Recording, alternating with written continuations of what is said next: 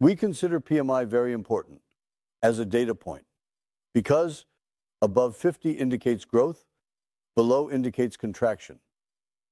It couldn't rise above 50. In Europe, that is also the highest level in the last 5 months, reaching 45.9.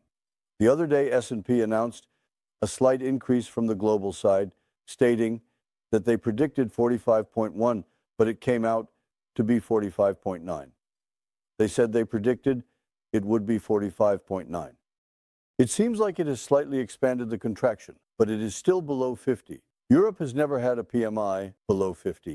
Now, when PMI data in the European Union and the data of sellers decline, we also decline, because 60–70% of our exports are to the European Union, and therefore we are not receiving export demands.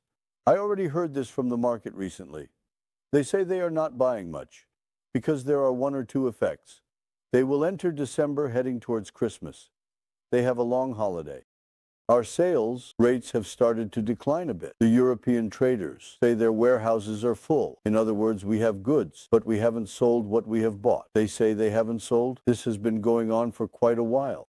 These same defenses are coming up after the pandemic.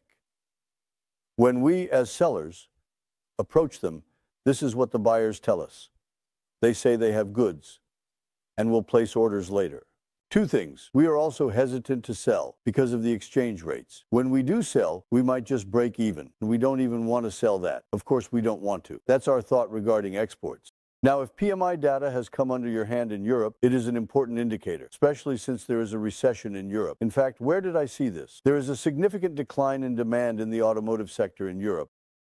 If there is a decline in demand in the automotive sector, they reduce production, and some even shut down. In fact, I believe Volkswagen has stopped 6 of its factories. It was slow to settle. The models are smaller and new models. Therefore, it indicates low demand. It is already reflected in the data. This also shows that there will be serious problems in employment in the upcoming period.